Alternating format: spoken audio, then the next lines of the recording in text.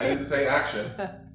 Wait for my cue. It's like we're figuring all this out for the first time. I have to say, the milking is pretty Satisfying. pretty rewarding. Hey everyone, welcome to my new temporary apartment kitchen. This week's Genius recipe is for summer corn doing a magic trick that I hadn't seen before. And you can use it in so many different ways to add sweetness and creaminess, much like you would with butter. This recipe comes from Whitney Wright from the days when she was working as a line cook at Per Se restaurant in New York City. And it takes one ingredient, does a few things to it, and turns it into corn butter. So the first thing that we need to do is cut all of the corn kernels off of our corn. And a lot of people will tell you to stand it up like this and cut down, maybe even sticking your corn in a bundt pan so that it will catch all the corn kernels that fly off. In my experience, my corn kernels go flying much further than the bundt pan. And at one point in a very, very tiny kitchen that I had in New York, I was so frustrated with corn literally hitting the walls of the kitchen as I worked that I started cutting my corn like this, laying down on its side. I have found that it works very efficiently, does not send corn flying everywhere. I will say though, as a caveat, I'm in this temporary furnished kitchen while we look for a more permanent apartment. And so I don't have any of my stuff. So I'm using the gear that they equipped our kitchen with. So I have, things that I wouldn't normally work with, but that will hopefully show that you can make corn butter anywhere. However, my trick might be a little bit wobbly since I don't have my usual big sturdy knives. Like as I'm pressing into the corn, my knife is kind of bending with me. So it does work better with a bigger sturdy chef's knife or santoku knife, something like that. But the good thing about this trick is that you can then, once you shear off your sides like that, you can also kind of angle your knife in and keep cutting. And as soon as you have one flat side, then the corn isn't rolling around as much. The first cut is a little bit wobbly, and from then on out, it feels much sturdier.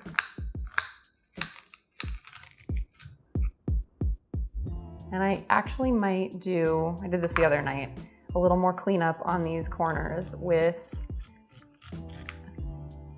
a shorter, sturdier knife.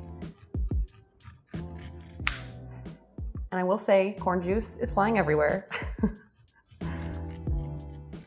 So it just depends on what you're looking for in your corn cutting. If you want it to be contained and not messy, the other way is good. If you want to just hack through it and aren't really concerned about mess, then this way is good. But this is nice because I'm getting a little more cleanup on this corn cob so I don't leave any behind. And then as a last step, for extra credit, as Whitney says, you can milk the corn cob, which is taking the back of your knife and just scraping all of the last matter, the corn pulp that is in these corn kernels that, see here, when you've sheared off the corn, all of that stuff in there is still really good corn. And then when you scrape it, you end up, kind of sucking it all out.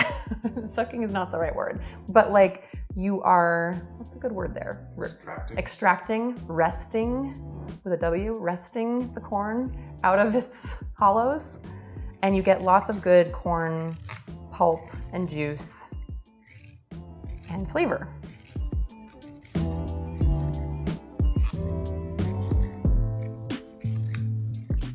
So that is a lot more corniness that can turn into corn butter than I would have gotten if I hadn't milked it too.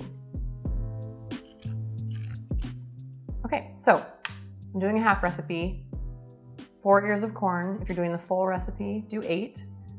While I finish cutting those though, I got to talk to Whitney earlier on the phone from her car in Birmingham, Alabama, and she told me all about the story behind this recipe and all the different ways she likes to use it. So here are the highlights from that conversation. This would also be a good time if you like the sound of this recipe and want more genius recipes every week and all of the other great things Food 52 is doing, to hit the like and subscribe buttons. And here is that conversation with Whitney. I will see you back here when the corn is cut. Hi, Whitney. Hi, how are you? I'm good. How are you? I'm great, thanks. Thank you so much for joining us. Where are you right now? Thanks for having me. I'm in my car in a parking lot in Birmingham, Alabama. I was rushing to get home and didn't quite make it before we decided to start. So here I am. I love it. Were you just between meetings? Yes. Yes. Okay, perfect. Well, I really appreciate you squeezing us in your car, and you have great light. Oh, yes. Natural light. Sunroof. Who knew? So tell me, Whitney, where does this recipe come from? This recipe came from when I worked on the line at Per Se in New York City. And I worked the entremet station, which is in kind of the classic Escoffier kitchen, the person on the line who's responsible for all the vegetables. And this corn butter is something that we made and stirred into actually a white truffle risotto that we served in the summer to finish it. And so that's where the recipe came from. So how exactly does corn become butter? Corn is made up of a lot of sugar, particularly the corn that we eat, which is sweet corn. That's all the corn that you'll find at farmers markets and in grocery stores. And when they harvest the corn, that sugar actually starts turning into starch almost immediately. And so that's where kind of one of the old farming adages comes from, which says, don't go harvest your corn until you have a pot of boiling water ready on the stove for it, because that's how it'll be sweetest. So if you really want to eat sweet corn, you should eat it right away. And if you let it hang out a little bit, the sweetness will go away. But when the sweetness goes away, that sugar converts into starch. And so the corn butter recipe, what you have to do is you kind of buzz up the corn kernels and strain the juice that comes out of them away from the pulp. And in that juice is a bunch of sugar and starch that's left over. And you heat it up very slowly and it thickens and it basically turns into this kind of rich, luscious, very corn flavored butter that can be used for all sorts of things. My personal favorite thing to do with it is just dip it, use it as a condiment, and dip really good crusty bread into it. But you can use it as an ingredient in all sorts of things when you're cooking. Thanks so much for joining us today to talk about corn butter and all of the other amazing things that you're doing. Well, thank you for having me. This is so fun. All my ears are dekerneled and milked very thoroughly. Had a lot of things to work out on my corn kernels. One is in here, 3 are here. And it all is going into this Cuisinart that I borrowed from my in-laws. The recipe calls for a juicer or a blender, but anything that's going to really just like blitz the heck out of your corn and get all the juices out of the kernels will work. Okay. So the fun thing I learned about this Cuisinart is there's no buttons. As soon as you put the lid on, it starts going.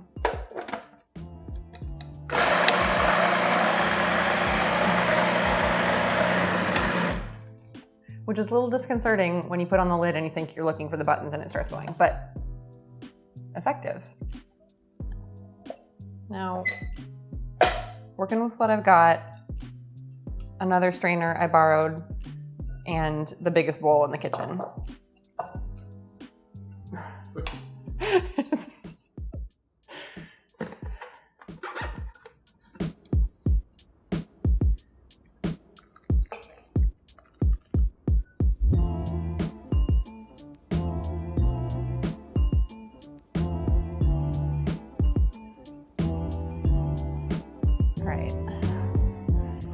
See what happens. Ooh, I gotta be careful not to overshoot.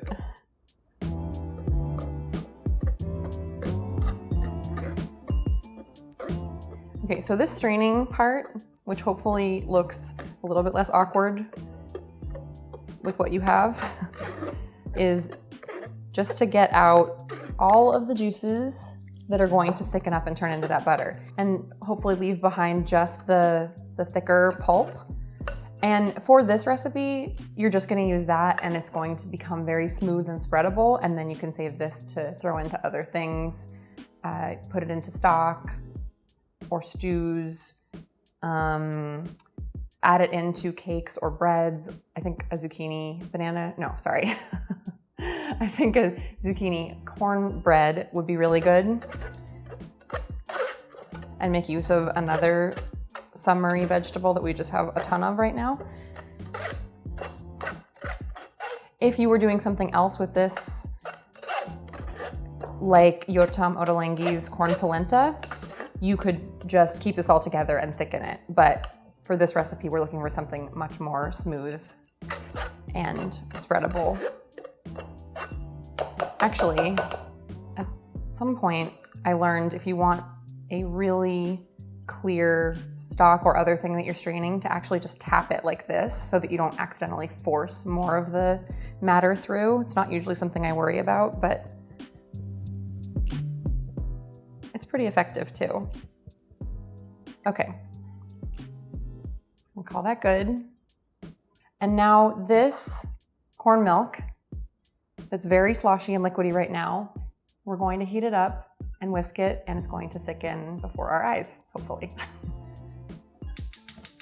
Oops, and it's just like the studio, I always turn the wrong burner on. Medium heat, all my corn milk is going in. And I'm just going to be whisking it until it thickens.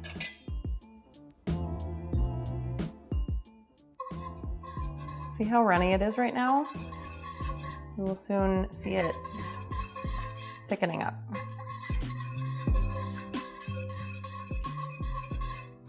Just like, as Whitney says, a roux, but with one ingredient that came from a plant that we like a whole lot. Ooh, the bubbles are starting to go away and it's definitely thickening. Because I was going a little bit extra fast with sort of high heat.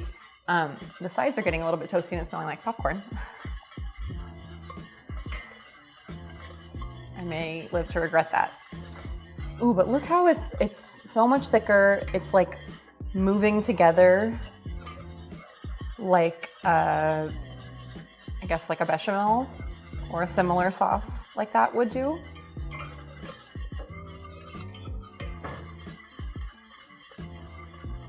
So I would say if you just want it to be kind of like a creamy thing that you stir into risotto or other things like that, you could stop anytime.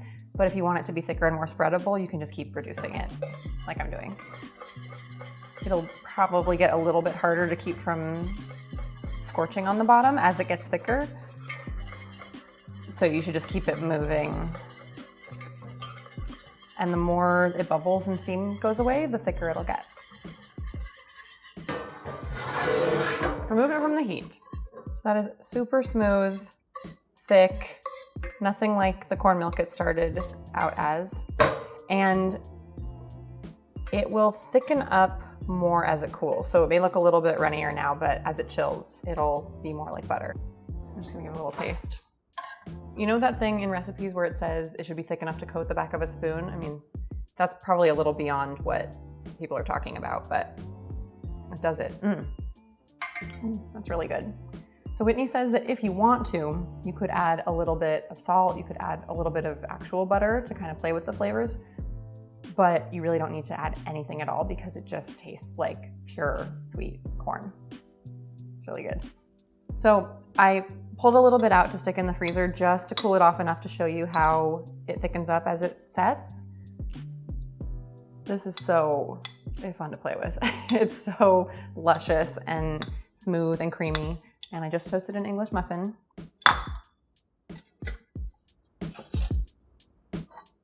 To put it on.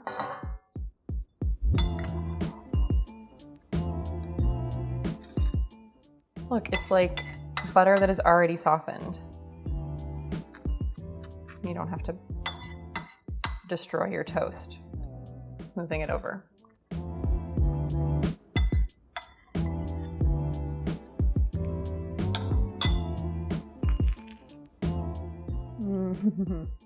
This is like all of the things we love about cream and butter and sugar. It's sweet and creamy and luscious. without having to use all of those things. It all comes from a plant that we really love. And obviously it brings a lot of its own flavor too. So it tastes just like sweet summer corn. There are so many things that you could do with this besides just smearing it on toast like you would butter. Whitney had a whole long list that I will put in the article on Food 52, but just a preview of those. She said, fold it into sauteed spinach, light creamed spinach, put it over a hot dog to make it taste like a corn dog. Yes, Mike's into that one. Blend it into a milkshake.